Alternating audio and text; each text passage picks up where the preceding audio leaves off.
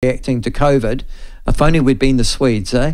But we weren't. Swedes are much smarter than we are. And much more matter of fact. That's the thing about the Swedes. They're really matter of fact. But like the Germans, except prettier. And less, more with a sense of humour. Do the Swedes have a sense of humour? Oh, they came up with ABBA. Oh, yeah, okay, all right. When was the last great German rock group? Oh, never. Okay. Adolf Hitler and the Stormtroopers. Yeah, that would be the last great German rock group, wouldn't it? Anyhow, as I digress. But after we overreacted to COVID, now we've got this cyclonic emergency. And that has sent us all a quiver as well, with money that we spent actually on COVID. So we're in a bit of trouble at the moment. But there you go. It doesn't matter from one point of view, from a political point of view. Chris Hipkins and Grant Robertson, as Minister of Finance, are they're very fortunate in one sense. Mind you, New Zealand governments have always been able to do this. You can always find a country in the Western world that's doing worse than you, you know.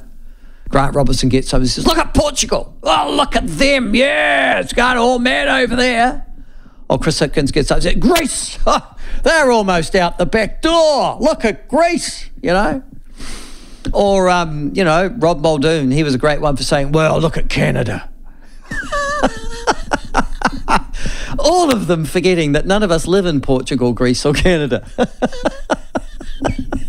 We live here. No, but the difference is, and the massive difference is, and the reason why you've never lived through these economic times before is this. We've never been in a recession in which there's been as lower unemployment as there is in this country. I know. See, what should happen in a recession, and you know this, you've lived, even if you're 20, you've lived. You know that a recession means that the economy is going down a dive and that they're shedding staff in their thousands and tens of thousands, right? You know that, yeah. We've never been in a recession or in a undergrowth economy like this when employers are still screaming for staff in so many sectors of the economy. Now, admittedly, they're not screaming for staff in certain parts of the economy, and that's like Gisborne and Tairāwhiti and Hawke's Bay at the moment. No, accepted. But there's a reason for that. But all throughout New Zealand, and the service industry in particular, and teaching, we'll come to that in a second, in hospitality, staff still needed. And in my neck of the woods down here in Central Otago Lakes, this economy is utterly dependent upon migrant labour, brought in from the Philippines on a semi-permanent basis with either, or alternatively, people from Vanuatu, Tonga, Samoa, some supposedly impoverished nation coming over here and remitting their wages back to their villages back home.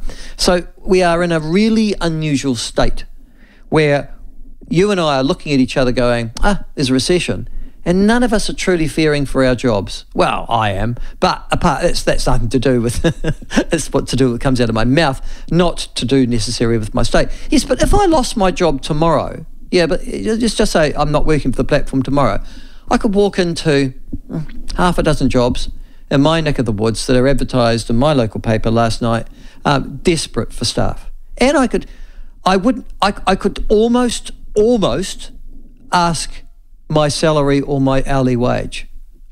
That's how bad things are in many of our provinces of this country. All right, now moving on. What are we going to talk about this morning?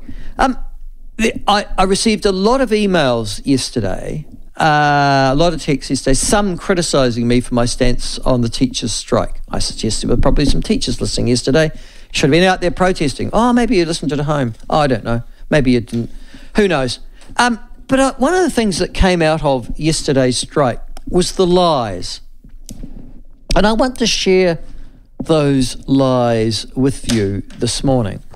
Yesterday we had Paul on the show, and he was talking about how how he didn't support the teachers' strike. You heard that yesterday, 50,000 teachers went on strike.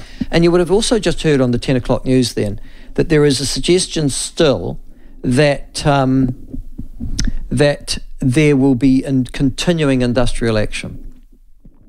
Now, I think that's right. I think that's right. I said to teachers yesterday, you're morons. And the reason I said that to teachers yesterday, you're morons, is because they haven't quite worked out yet that any dollars that they might extract from their industrial action will be taken out of the education budget. So essentially, you'll be robbing Peter to pay Paul. There's no extra money going to, in actual fact, come out of anywhere for them. It's just money that's going to be taken out of somewhere else in the education budget. So if you want more money, go for your life, you'll just get less release hours, or you'll get less paid teacher aid hours, or, you know, there will be something else, or you won't get capital expenditure where you want it. You wanted a new block? Sorry, we're not going to be spending that after all. You know, there will always be ways in which jiggery-pokery is done. But no, it wasn't that. It was the lies that were told yesterday that I so much object to. And I just want to draw you to two. Last night, and in actual fact highlighted on Stuff, of course it is, Stuff is full of people who think they're not paid enough, and probably if you're working for Stuff, you're not. No one could pay you enough to work for Stuff. But one of the photos, and the primary photo used yesterday, is a lady holding a skeleton. She went to the parliamentary protest in Wellington. She went onto the parliamentary lawns. She booed Jan Tinetti, which I have to say I found rather ironic, because Jan Tinetti was a former primary school principal, and I think played a leading role in one of the teacher unions, the NZI. Boy, oh boy, Tinetti must have found that a bit infradig yesterday. Yes. But Teresa Guthrie was on one of those people on the lawns. She must have come all the way down from New Plymouth with her son, Ted Guthrie. I do hate protesters, loathe them, who include their children in protests. Those kids don't have an opportunity they are sort of press ganged as child labour. I don't care what it is. I don't care if it's an anti-mandate protest. I don't care if it's a teacher protest. I don't care if it's a protest against or in favour of free speech. I don't care what it is. I think if you are going to take your infant children on a protest march with you and give them a banner, which often says incendiary things, but mostly is some sort of, oh God, look at me, poor little child, then, you know, you should be in prison for child abuse. That's my view. Okay. So I'd never do it to my own children, ever, no matter how passionately I felt on any subject, left or right of the political divide. I just think politically press-ganging children is low. 50,000 teachers did it yesterday. In fact, they used teachers as pawns in their little power game. But no, Teresa Guthrie from New Plymouth with her son Ted Guthrie, who looks nice enough boy. I would think he's probably about 8, 9 years of age. And she's holding a skeleton, which has a sign on it, worked to the bone. Ha, ha, ha, ha, ha, ha. Okay, to try and make some sort of point. But her son's holding this placard, and I want to share it with you this morning. I share my mum and dad with over 50 children, the placard reads. They get the best and I get what's left over, with a sad smiley face underneath it.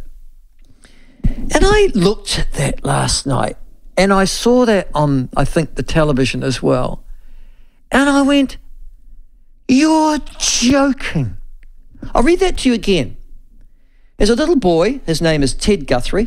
His mother politicised him, so he's fair game now, holding a placard, handwritten, probably not by him, looking at the particular writing.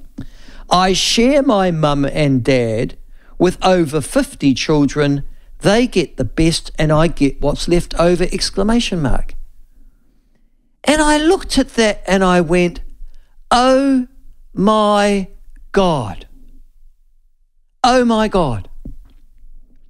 That you're trying to suggest that you're a crap parent because you're a school teacher and it's the government's fault.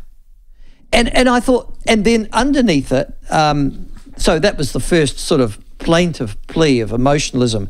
Plenty of that on display yesterday and the teachers' strikes. And the other one was this. It's written by a secondary school teacher who, as part, and she wrote it for stuff in support of the of the protest yesterday. She said, "We need a lot more guidance staff to work with increasing numbers of students who are struggling with mental health and societal issues. Everything that happens at home and in the community is reflected in schoolyards and classrooms, and we have to deal with it." Oh, boo-hoo. That has been happening for every teacher generation ever. But this is the next bit. Many secondary teachers have 120 to 150 different students every day. No wonder we're exhausted. And I went, you morons. Yes, of course you have 120 to 150 subjects. You're teaching 5 periods or 6 periods a day or 7, whatever it is. You've got X amount of periods. You might be teaching, Year 9 English, Year 11 Social Studies, or it wouldn't be Year 11 Social Studies, Year 11 Geography, Year 12 English and some sort of variety of classes. And you poor dears, you go home exhausted. And I was thinking, get a real job. Get a job in which people out there in the private sector at work at 8 o'clock every morning, physically making it difficult. They have their breaks at, whenever they have their breaks, and they go home at 5:30. We're all exhausted there when we work 40 hours a week and we only have 4 weeks holiday a year, and we don't get your extensive leave list and teacher-only days. But no, that wasn't the great lie. The great lie is this, teacher salaries. And it's repeated today on my front page of the Otago Daily Times. I'll read it to you. And this is what teachers have been saying. These are the lies that have been told by teachers.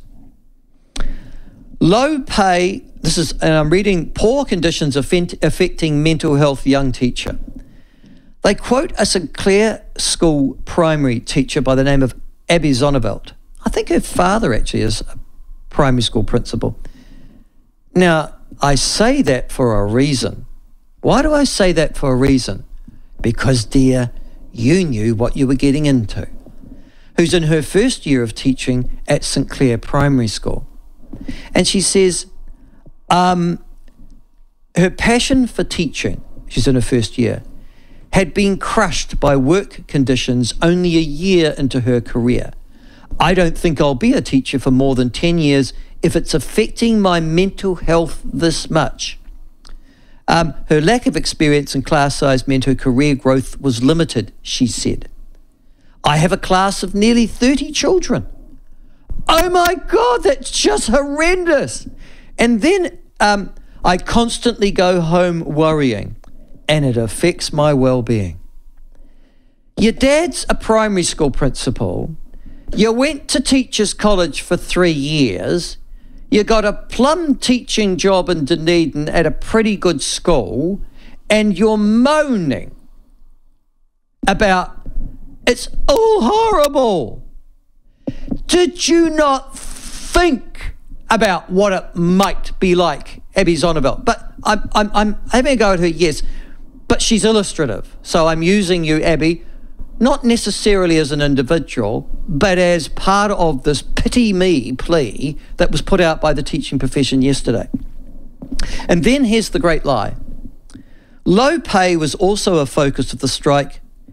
Remember, this is on the front page of the Otago Daily Times, so it's been repeated in every other provincial media I've seen in New Zealand in the last 24 hours as well, with teachers earning just above the minimum wage of $51,358.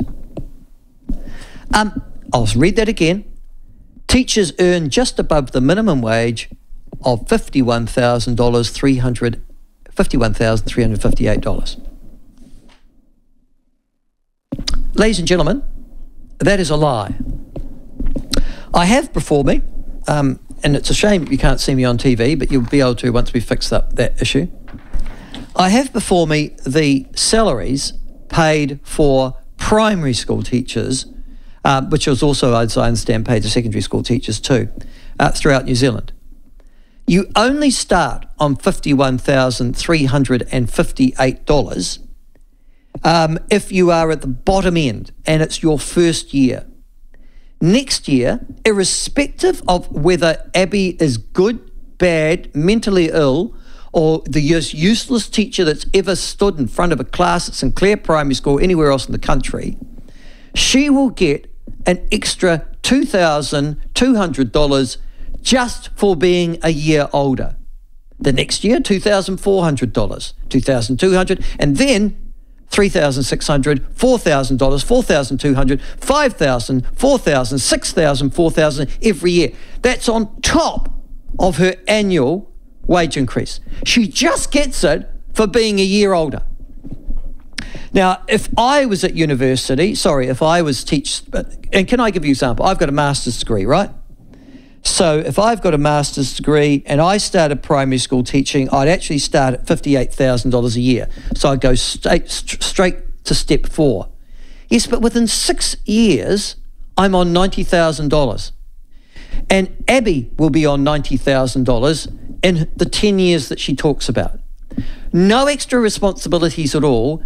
Abby will get to $90,000. This is today's dollars, not 10 years times dollars, today's dollars, irrespective. She'll keep on going up those incremental steps because the teacher unions have been so effective at getting, if you like, subterranean teacher rises and not actually saying it. So when they say we're poor, yeah, the first person who doesn't have a very good degree, and obviously Abby doesn't, from Teachers College at Dunedin, but she's got a job, will start on $51,000 a year. That's true. But she will step up really, really quickly to $90,000 a year without having to do anything. She just has to get older. And because I've got a master's degree, and believe me, no primary and secondary school teachers have master's degree this year. It's just appalling. All of my father's generations had master's degree. No one's got them now. There is the dumbing down of the teaching profession illustrated brilliantly. It's easier to get a master's degree than it was 50 years ago. You start on $62,000 a year. So the reason I say this to you is because the great lies that are being told to you. Most teachers who were protesting yesterday are earning $90,000 a year. $90,000 a year. Most of those teachers.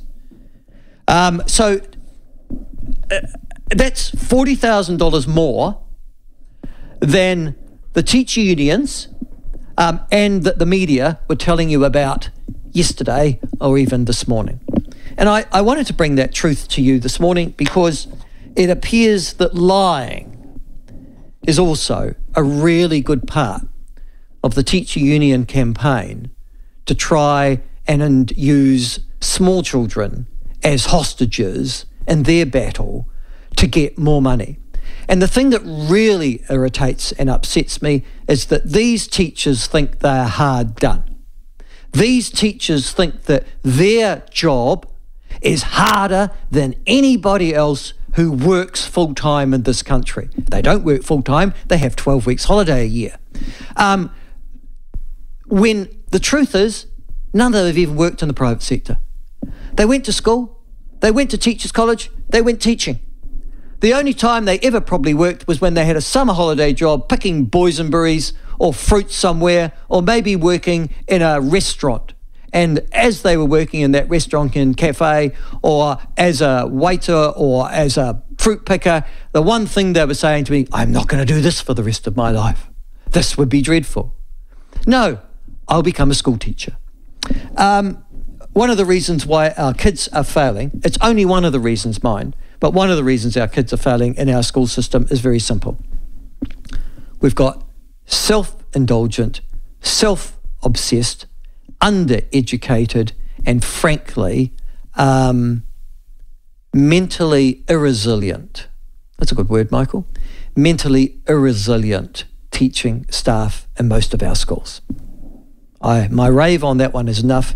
But I just thought, I've just seen so many lies told in the last 24 hours, mostly about salaries, but also about conditions, that I think that we should call them out for what they are. Now, today is Free Speech Friday. What does Free Speech Friday mean? Yes. Michael, cheers. Ruff says, do the teachers realise that most people come home from work exhausted? Yeah, absolutely. Absolutely. And Mark says, Michael, in most other industries, employees have performance-based reviews, something that the teachers are against and have fought about. Wake up, teachers, says Mark. Yeah. All right. Now, it's Free Speech Friday.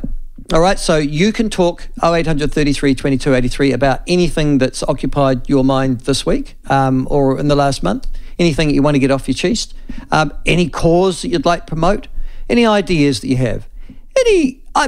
Some conspiracy theories are out there, but gee, some conspiracy theories are spot on the dot. If you've got there before the rest of us, love to hear from you as well. Don't forget that too. All right, what else are we talking about this morning?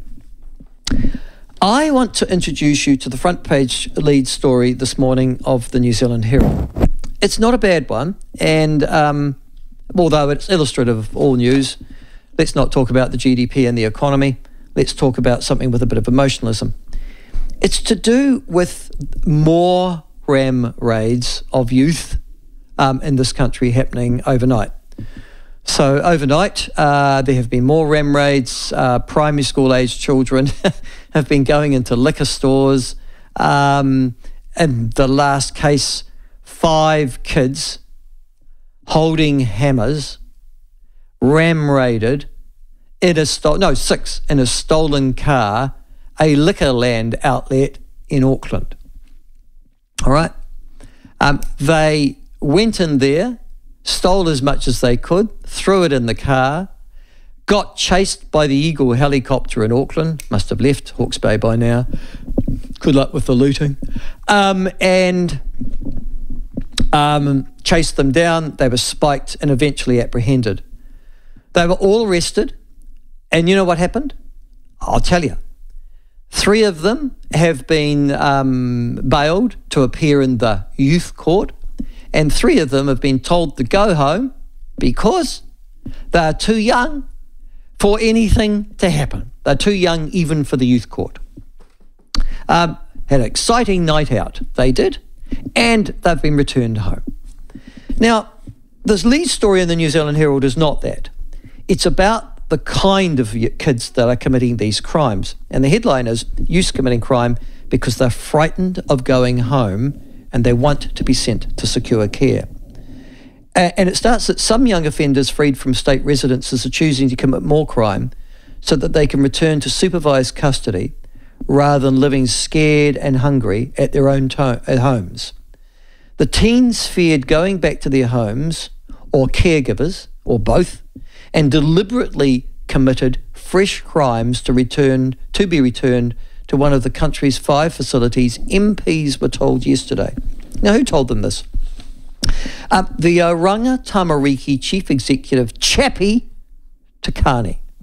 There's a good Maori word. Chappie Takani. He accepted the reality that residences could provide a more stable environment for young people, but said investments were also being made to reduce reoffending. Release, that's from these secure facilities, can be daunting. We're currently working to ensure these young people have the right support, but his comments follow obviously a surge in youth offending, with police saying teens are responsible for most of the ram raids that are plaguing businesses in Auckland, the Waikato, Bay of Plenty, and even now down into Dunedin. And ACT MP Karen Shaw said that staff who worked at youth justice residences have told her that some young people were afraid of being returned to their homes. So they went on to commit more crime, knowing that they would return there to one of these residences, one of these residential cares. Now, Now, that's bad enough, right? That's bad enough. Wait for this. Minister for Children, that's his job, Minister for Children, the Honourable Kelvin Davis, told the New Zealand Herald he wasn't aware of this issue and he'd have to consult officials to establish its prevalence. You're the Minister for Children, the head of the head of the organisation that you're responsible for, Tauranga Tamariki, actually goes to a group of MPs at a select committee at Parliament and tells them this stuff. But the minister doesn't know. How credible do you think that is? Just quietly. How credible do you think that is on behalf of Helvin Tavis? But here's the next bit. A youth rangatahi advocate, Aaron Hendry, who's been a youth worker in Auckland for more than a year, confirmed that he had heard of young offenders pushing to return to residences, not because they enjoyed them, but that's because they needed to survive.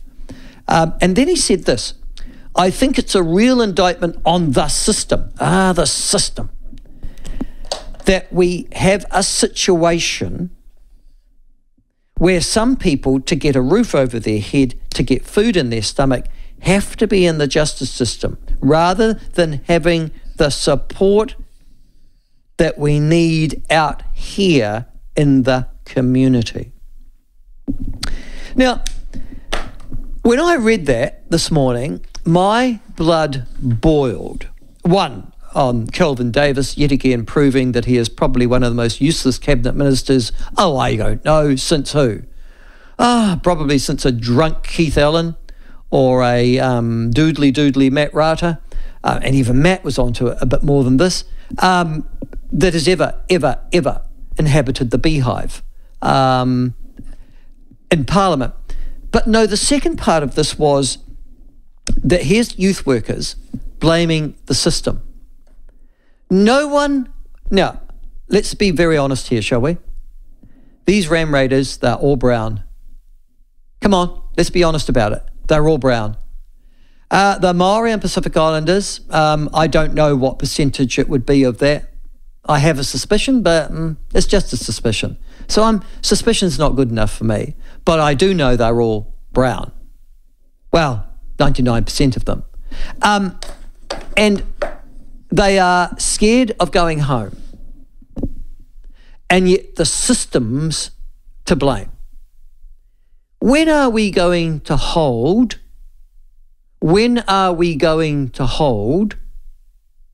parents of these crappy kids accountable for their kids being crappy?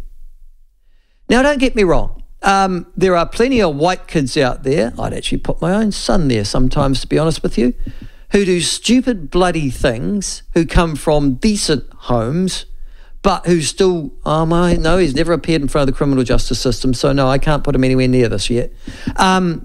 He said, who come, but if you commit crimes like this and you end up, when do we start putting the parents in the dock for negligence and neglect? And when do we start saying in this country, you know what, you can blame Captain Cook for all you like, but the truth is you're a crappy parent killing, maiming, hurting your kids, sexually abusing them, not because you're brown or because Captain Cook came here over 200 years ago or his descendants. It's because you're a crappy parent. You should never have bred. And you are producing the next version of you, except if possible, even worse. When is that honesty going to be imparted into the New Zealand political lexicon? Your thoughts on that one this morning, on whether or not the real problem in schools, in our youth facilities, in ram raiding, and just in general antisocial behaviour in this country is not necessarily school teachers who are stupid. Well, more stupid than they were 50 years ago. So it's a comparative thing, I guess. It's all relative. And seem to be much more precious and much more irresilient than their predecessors of a decade or 2 decades ago. But no, let's not blame them necessarily. Let's not blame the Minister of Children Kelvin Davis, the fact that we even need a Minister for Children is, yes, symptomatic, isn't it? Let's not blame Tauranga Tamariki and whether or not it's got overloaded caseloaders. Let's not blame, as Mr Hendry has done, the system, whatever the system is. Can't we just finally say, Maori parents, you're crap. Pacific Island parents in South Auckland, you're crap. Not all of you. Not all of you by any stretch of the imagination. But enough of you to hold you accountable for the product of your loins going out there and wanting to be in prison rather than to be with you.